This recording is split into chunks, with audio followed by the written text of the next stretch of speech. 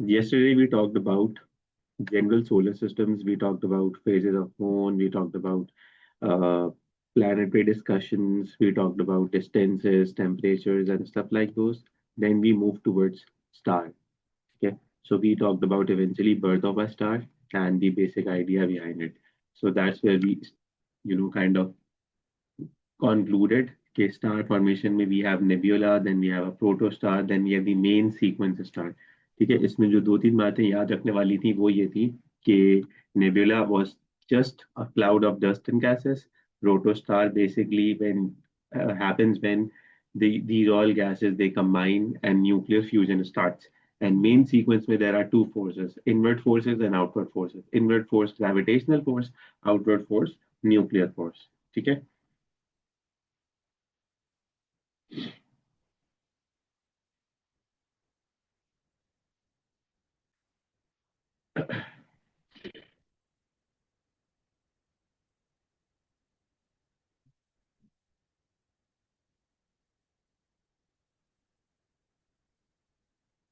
This is what we did last class में. Now we talked about there are two types of life cycles of a star. जो एक सन जैसे होता है, सन तो डॉर्फ स्टार है, सन तो बड़ा स्टार है ही नहीं. So in our kind of syllabus we have two types of star. एक होता है लो मास स्टार और एक होता है हाई मास स्टार. ठीक है,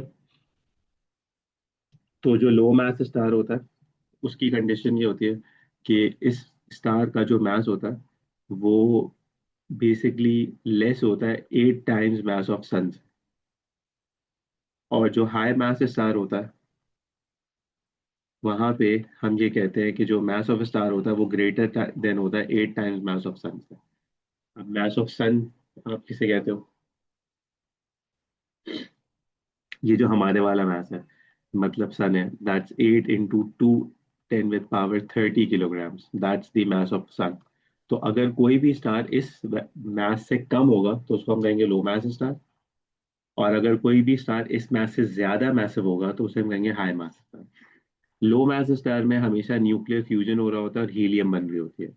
हाई मास स्टार में न्यूक्लियर फ्यूजन तो हो रहा होता है बट हीलियम से लेकर पूरा पीरियोडिक टेबल के मेंबर टिल आयरन, आयरन भी बन रहा होता है. यानी कि सिर्फ हीलियम नहीं बन रही होती, हीलियम भी बन रहा होता है, लिथियम भी बन रहा होता है, सोडियम भी बन रहा होता है, पोटेशियम भी बन, आयरन तक जितने भी एलिमेंट्स हैं 56 एलिमेंट्स हैं वो सारे के सारे वहां पे बन रहे होते हैं. ये दो कोर डिफरेंसेस हैं लो मास स्टार में और हाई मास स्टार में. ये याद रखना बहुत ज्यादा जरूरी है. तो सबसे पहले जैसे हमने बात की थी, स्टार बनाने के लिए नेब्यूला होगा, फिर प्रोटो स्टार होगा, फिर मेन सीक्वेंस स्टार होगा. तो अगर ये लो मास स्टार है तो यहाँ पे जो गैसेस वगैरह होंगी उसका ये हिसाब किताब होगा कि उसका मास इतना होगा that is less than 8 times mass of sun. And then once basically nuclear fusion खत्म होना शुरू हो जाता है. क्या मतलब है इस बात का? देखो मेन सीक्वेंस स्टार में क्या हो रहा था, कुछ थी आउटवर्ड फोर्सेस. आउटवर्ड फोर्स किसकी थी? न्यूक्लियर फ्यूजन की थी.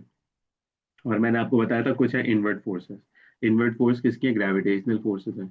तो जो लो मास स्टार है उसमें होता ये है, या हाई मास स्टार है उसमें भी होता ये है कि कुछ देर के बाद जो यहाँ पे न्यूक्लियर फ्यूजन है ना उसके लिए फ्यूल खत्म हो जाता है. तो जब ये फ्यूल खत्म होना शुरू होता है या लो होना शुरू होता है तो होता है ये कि जो आउटवर्ड फोर्सेस है वो कम होना शुरू होती है. ठीक है, तो ये फिर बेसिकली क्या होना शुरू होता है? कंप्रेस होना शुरू होता है.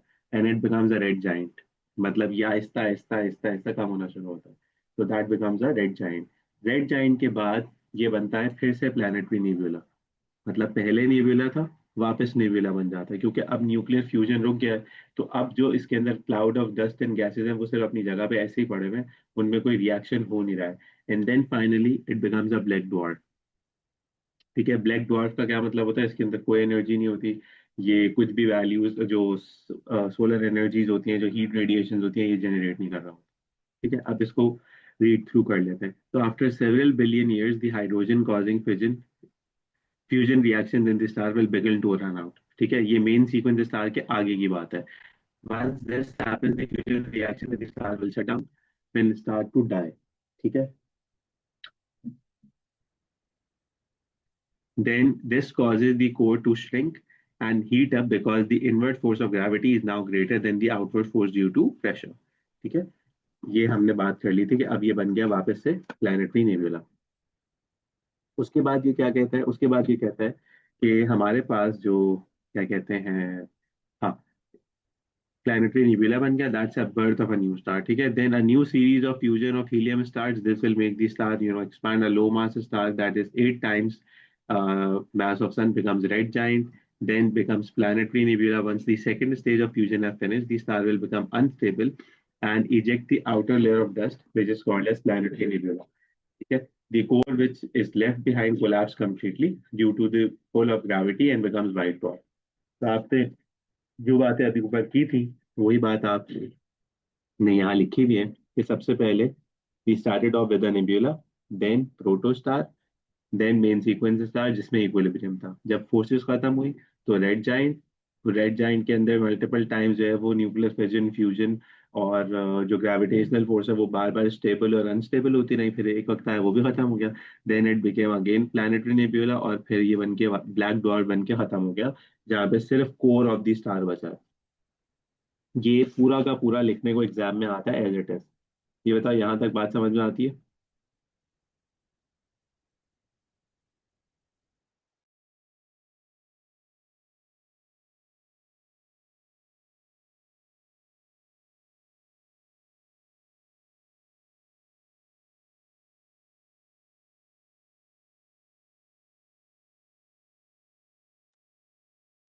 अच्छा जी, इसके बाद हाई मैस स्टार में क्या डिफरेंस होता है और लो मैस स्टार में क्या डिफरेंस होता है. तो हाई मैस स्टार वो होगा जिसमें mass of star more than 8 times mass of sun होगा.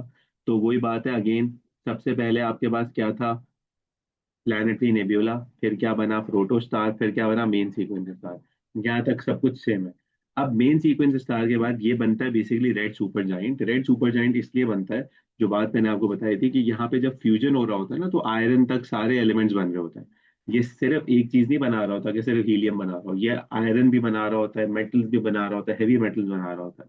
तो अब इससे होता ये है कि जो आयरन होता है वो बहुत ज्यादा स्टेबल होता है. तो ये न्यूक्लियर डिके नहीं करता या बाकी सब्सटेंसेस की तरह ये आराम से इजीली ब्रेक नहीं होता. तो जो रेड सुपर जाइंट का कोर होता है ना, वो बहुत स्ट्रॉन्ग मेटल से, डेंस मेटल से, जिसमें गोल्ड भी है, जिसमें बहुत सारी चीजें हैं, वो बेसिकली उससे रिच हो जाता है, वो बहुत सॉलिड एक ऑब्जेक्ट बन जाता है.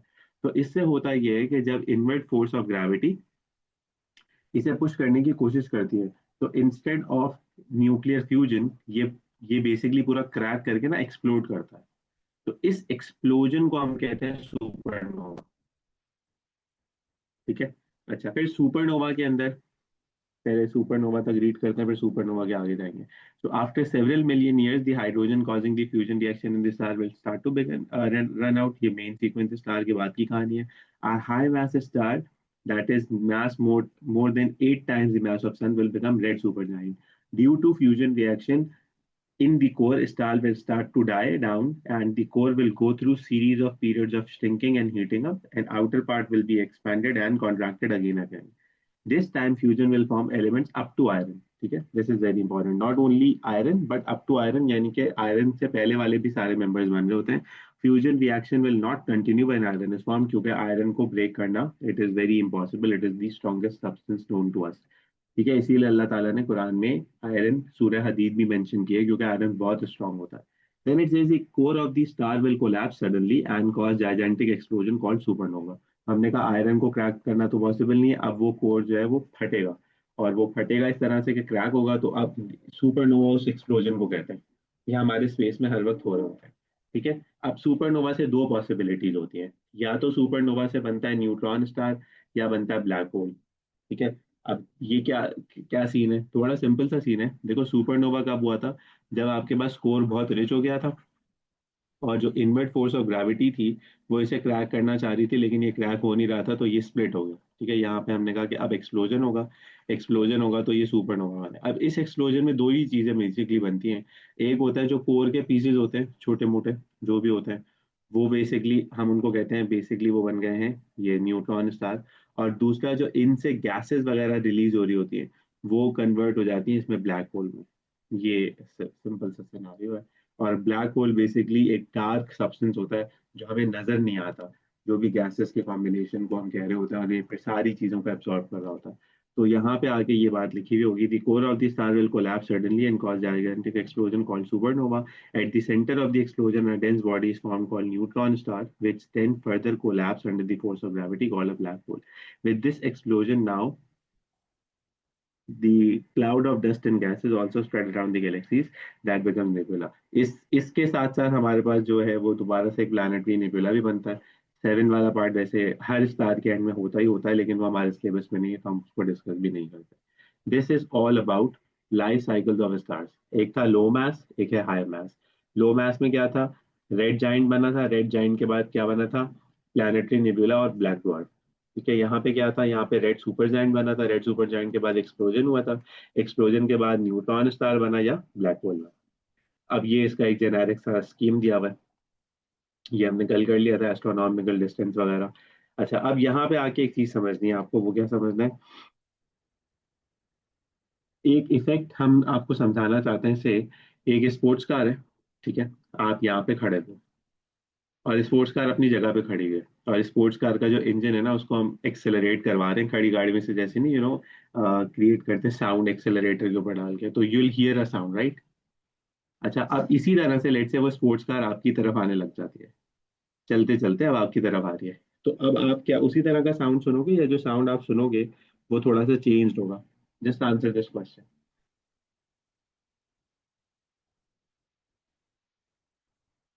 तो आंसर इज कि भाई चेंज होना चाहिए।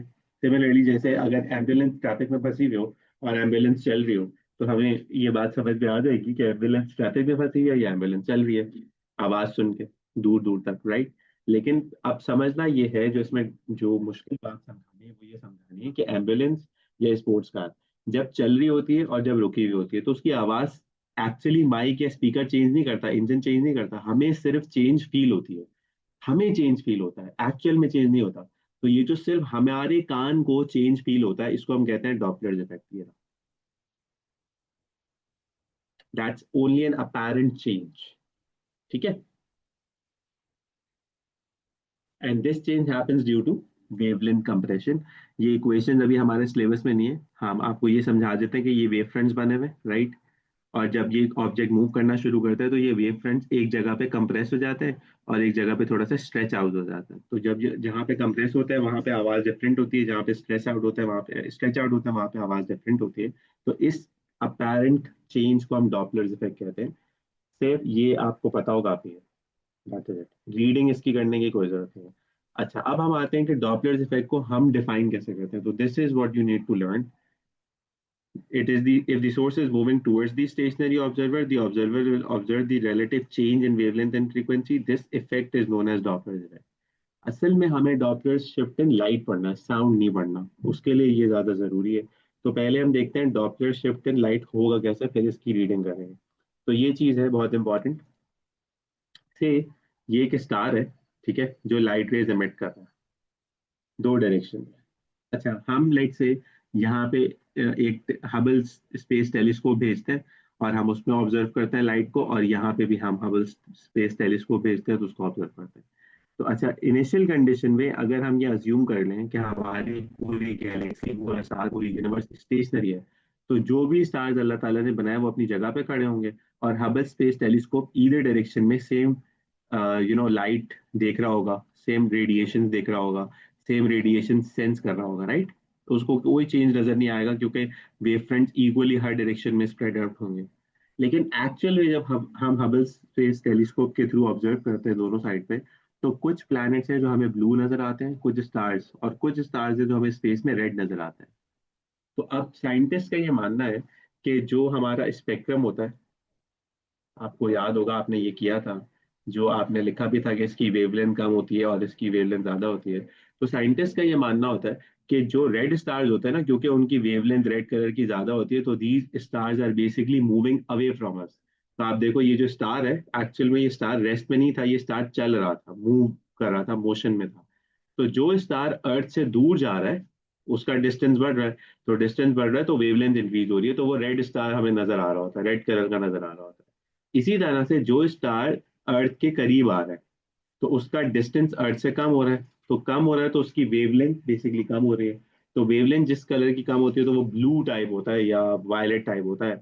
तो बेसिकली वो हमें ब्लू नजर आ रहा होता है। तो इस रेड शिफ्ट और ब्लू शिफ्ट से हम क्या गेस करते हैं? हम ये गेस करते हैं रेड शिफ्ट और ब्लू शिफ्ट से कि स्पेस में जो भी चीजें, यूनिवर्स में जो भी चीजें, they are all moving, they are not stationary, they are all moving. So as we move towards time and time and time, sun is moving, universe is traveling, universe is expanding. तो उसमें कुछ चीजें हैं जो हमारी अर्थ के करीब आ रही हैं और कुछ चीजें हैं जो हमारी अर्थ से दूर जा रही हैं। बस ये बात बताओ आप। बताओ, ये समझ में आती है आपको बात?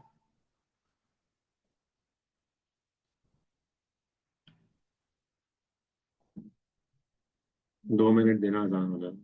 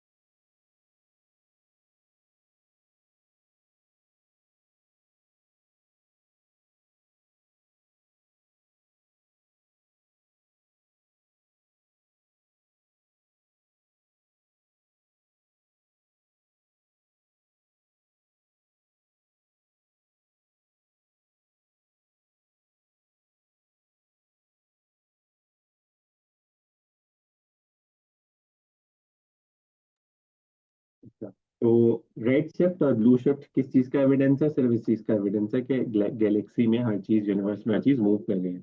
हमने यहाँ लिखा हुआ है light emitted from distant galaxies appears red shifted and when it is observed from earth and compared with the light emitted on earth. ठीक है, और ये हमारे काम का नहीं है कुछ भी, ये आपके सिलेबस में अब नहीं है, पहले था।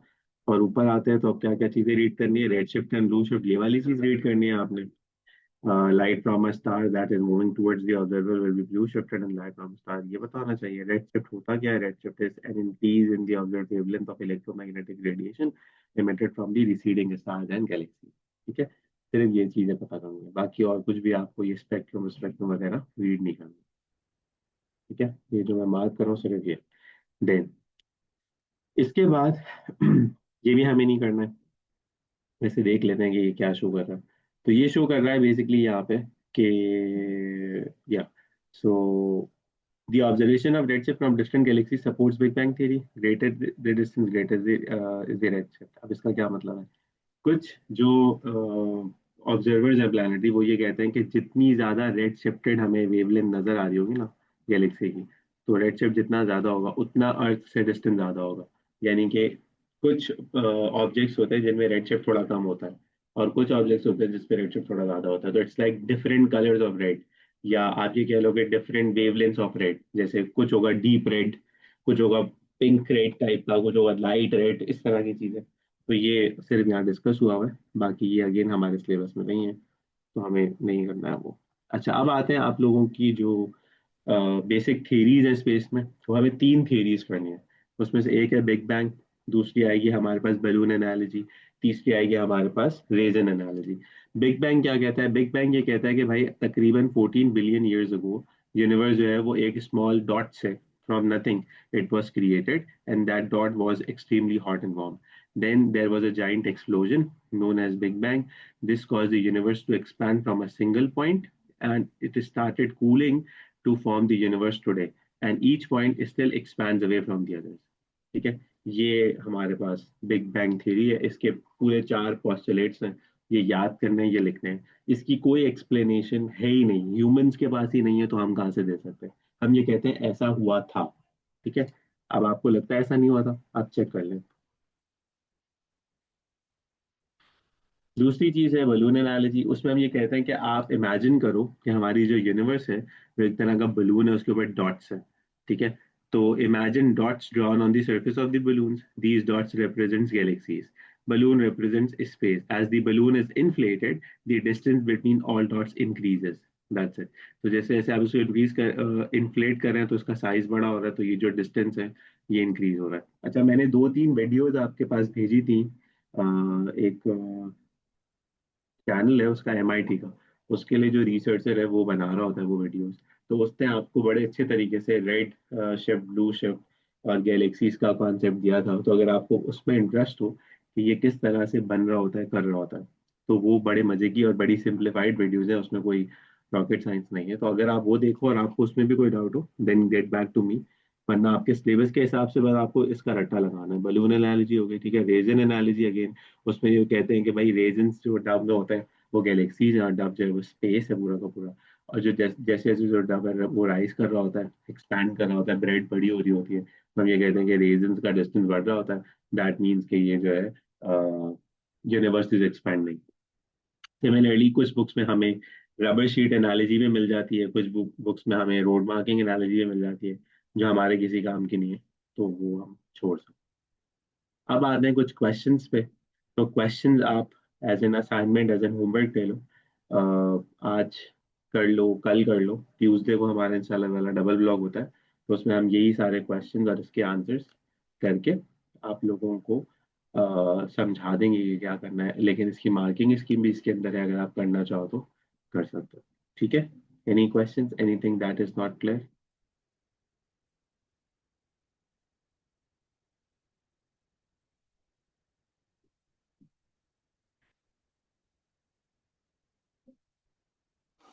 सर आप इसके थ्योरी क्वेश्चंस सॉल्व करा फातिमा, आप पहले इसको ट्राई कर लो, फिर हम क्लास में कर लेंगे। क्या कहते हो? क्योंकि अभी आपको ये याद करना है, उसके बाद फिर ये करने में आपको मजा आएगा। अगर अभी आपको ये याद नहीं होगा तो फिर तो ये आप, मैं ही कराऊंगा।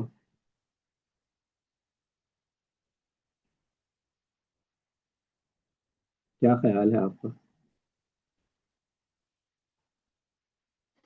सही है सर। पहले ये जो कंटेंट है ना, ये याद करके फिर आप अटेम्प्ट करोगे, ये इतने मजे के हैं। मैं आपको एक ट्रेलर दिखा दूँ, ये इतने सिंपल है, ये आप 1 मिनट में करना शुरू हो जाओगे। अब जरा इसको रीड करो, ये क्या कहता है। ये कहता है, भाई sun is closest star to the earth, 2.5 kilogram mass would have 750 newton at the surface, calculate the gravitational field strength. ये तो इन्होंने जब पहले देना शुरू किया था स्पेस, तो ये फार्मूलाज भी देते थे। तो हमें जी निकालना है, तो g would be W upon M, right. W कितना है? 750, और एम कितना है? 2.5। आंसर आ जाएगा, जो भी आएगा वो यहाँ लिख देना। Then it says gravity is a non-contact force. Means object contact making contact with each other is not means object making contact with each other is not there. Which of the following is also a non-contact force? यानी कि gravity हमें attract करती है even if you are not on earth, right. Plane में भी जा रहे हो तो ग्रेविटी इज देयर, तो इट्स नॉट कॉन्टैक्ट फोर्स। अब वो आपसे कह रहा है कि और कौन कौन सी फोर्सेज है जो नॉन कॉन्टैक्ट फोर्सेज होती है। तो let's talk about air resistance. तो एयर तो उसी ऑब्जेक्ट के ऊपर एक्ट करती है ना जिसको एयर टच कर रही हो। तो अगर आप लेट से डाउन गिर रहे हैं तो एयर रेजिस्टेंस अप होगी, तो कांटेक्ट होगा एयर का और आपका। ठीक है। फ्रिक्शन कांटेक्ट फोर्स होती है, यानी कि दो सरफेसेस जब रब होती है तभी फ्रिक्शन जनरेट होता है। टेंशन भी कांटेक्ट फोर्स होती है, यानी कि जहाँ पे कोई रस्सी वस्सी यूज कर रहे होंगे, आप किसी चीज को खींच वीच रहे होंगे, तो वहां पे ये जनरेट हो रही होगी, कांटेक्ट फोर्स होती है। तो इलेक्ट्रोस्टैटिक फोर्स कांटेक्ट फोर्स नहीं होती। इसकी सिंपल एनालिजी क्या है कि आप ये कहते हो कि आपने कहा कि लेट से एक सिल्क रॉड थी, ठीक है, आपने उसको रब किया, और उसके बाद आपने सिल्क रॉड को जो है वो एक आपको याद आ जाए लग रहे, इलेक्ट्रोस्कोप, गोल्ड लीफ इलेक्ट्रोस्कोप के आप पास लेके गए, तो होता ये था कि ये एक्सपैंड करना शुरू हो जाता था। तो जो इलेक्ट्रोस्टैटिक फोर्स होती है वो बेसिकली टच हो किसी चीज से तभी एक्सपीरियंस नहीं होती। वो लाइक मैग्नेटिक फोर्स होती है। जैसे मैग्नेटिक फील्ड होती है, इसी तरह इलेक्ट्रिकल फील्ड होती है, तो वो एक डिस्टेंस पे भी किसी चीज को अफेक्ट कर सकती है। और दूसरी बात ये है कि अगर आपको याद आ जाए इलेक्ट्रिसिटी जब आप पढ़ रहे थे, तो आप कह रहे थे इलेक्ट्रिकल फील्ड इतनी स्ट्रांग होती है कि बड़ी बड़ी तारों से दूर रहना चाहिए, जो कि वो हमें अट्रैक्ट कर सकता है। सो electrostatic force is like gravitational force, non contact force, like magnetic force and non contact force. ठीक है। फिर चलते हैं आगे। अब ये क्या कह रहे हैं? अब ये कह रहे हैं all stars have a life cycle. Very good, we just did that. Figure below shows the part of the star that becomes a black dwarf. अब आप मुझे ये बताओ, ब्लैक ड्वार्फ कौन सा बनता है? लो मास स्टार बनता है या हाई मास स्टार बनता है? तो answer is low mass star बनता है। तो उसमें अब क्या क्या आएगा भाई, मेन सीक्वेंस स्टार के बाद वहां आना चाहिए रेड जाइंट, राइट, क्योंकि रेड सुपर जाइंट तो वहां आएगा जहाँ पे वो एक सुपरनोवा या एक्सप्लोजन थे। ठीक है, उसके बाद क्या आएगा, उसके बाद वो बनेगा पहले वाइट वाइट ड्वार्फ, जिसे आपने कहा था प्लैनेटरी नेब्यूला। ठीक है, और फिर बनेगा ब्लैक ड्वार्फ। यानी कि इसमें black hole, neutron star, supernova, ये उस वक्त थे जब आपके पास हाई मास स्टार था, और यहाँ पे लिखा हुआ होता रेड सुपर जाइंट। ठीक है ना, तो इस तरह से इसको कंप्लीट करना है। देन आते हैं आगे, क्या कह रहे हैं ये कह रहे हैं टेबल सर जी। सर तो वाइट डॉर्फ को ही कहते हैं प्लैनेटरी नेबुला। नहीं, वाइट डॉर्फ को प्लैनेटरी नेबुला नहीं कहते। White dwarf basically, white dwarf को ही हाँ आप कह सकते हैं, बिल्कुल सही कह रहा हूँ, हाँ कह सकते हैं। I got even confuse. ये रहा ना, यहाँ पे था इसका कलर वाइट डॉर्फ वाला होता है, ये रहा, किधर गया ये, प्लैनेटरी नेबुला ये वाइट कलर का होता है, देखो लिखा हुआ भी है, वाइट डॉर्फ प्लैनेटरी नेबुला।